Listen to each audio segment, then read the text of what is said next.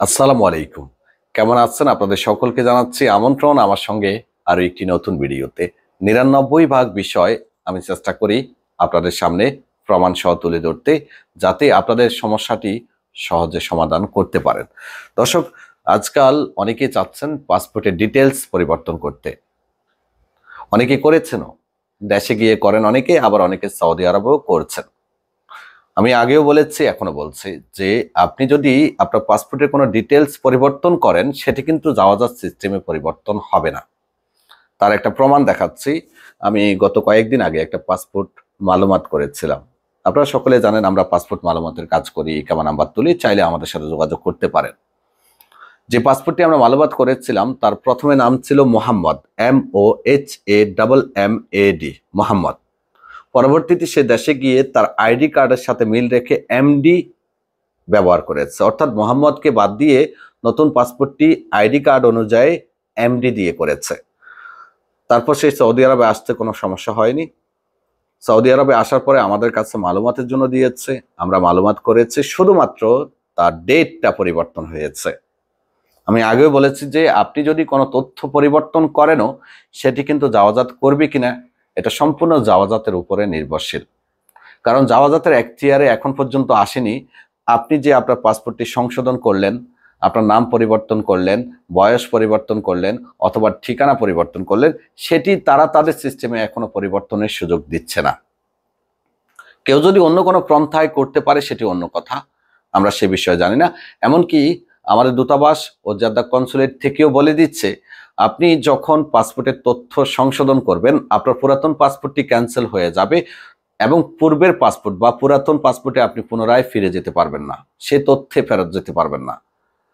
এবং এটাও বলে দিচ্ছে যে কোনো কারণে জাওয়াজাত যদি আপনার তথ্যগুলো হালনাগাদ না করে, তাহলে আপনার ইকামা বা অন্যান্য যে সকল সরকারি সেবাগুলো আছে সেগুলোতে আপনি সমস্যার মুখোমুখি হতে পারেন।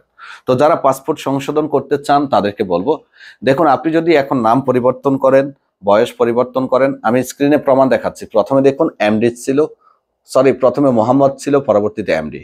আমরা মালুমাত করিয়েছি, শুধুমাত্র তার তারিখটি পরিবর্তন হয়েছে, পাসপোর্ট নাম্বারটি পরিবর্তন হয়েছে, তার পাসপোর্টের যে ডেট শেষ হচ্ছে সেটি পরিবর্তন হয়েছে।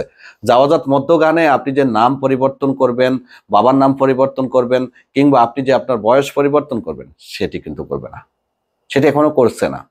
তো কেউ যদি আপনাদেরকে তথ্য দেয় যে করে, সেটি হয়তো সে অন্য কোনো মাধ্যমে করতে পারে। সরকারি সহজ নিয়মে বা সরাসরি নিয়মে আপনার কোনো তথ্য আপনি যদি আপনার পাসপোর্টে সংশোধন করেন, সেটি কিন্তু জাওয়াজাত তাদের সিস্টেমে সংশোধন করে না, এখনো করেনি।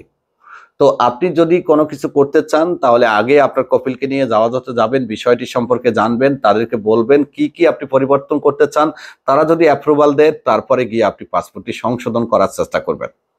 কারণ আপনি এখনো সৌদি আরবে চাইলে পাসপোর্ট দিয়ে পাসপোর্ট পাচ্ছেন। একবার যদি আপনি MRP পাসপোর্ট থেকে পাসপোর্টে চলে যান, তাহলে পাসপোর্ট কিন্তু 10 বছরের জন্য হচ্ছে। পুনরায় আপনি আগের তথ্যে ফেরত আসতে পারবেন না। এক্ষেত্রে হয়তো আপনার ইকামা সংক্রান্ত সমস্যা হতে পারে, কিংবা আপনার সৌদি আরবে প্রবেশের ক্ষেত্রে সমস্যা হতে পারে, বিভিন্ন ধরনের ঝামেলা হতে পারে। এখন পর্যন্ত কারো হয়নি, অদূর ভবিষ্যতে যদি হয়, সেটা দায়ভার কিন্তু আমাদের পাসপোর্ট অধিদপ্তর কিংবা দূতাবাস কিংবা কনসুলেট নেবে না। কারণ তারা বলেই দিচ্ছেন, অঙ্গীকারনামার মধ্যে স্পষ্ট লেখা আছে। তাই সতর্ক হবেন। যদি প্রয়োজন মনে না করেন, খুব বেশি প্রয়োজন মনে না করেন, তাহলে পাসপোর্ট সংশোধন না করাটাই উত্তম। সৌদি আরবে MRP পাসপোর্ট দিয়ে MRP পাসপোর্ট পাওয়া যায়। যদি আপনি দেশে গিয়ে বানান, তাহলে আপনি পাসপোর্ট পাবেন। তবে দেশে পাসপোর্ট বানানোর জন্য বা পাসপোর্ট বানানোর জন্য বর্তমানে ভোটার আইডি কার্ডের প্রয়োজন হয়।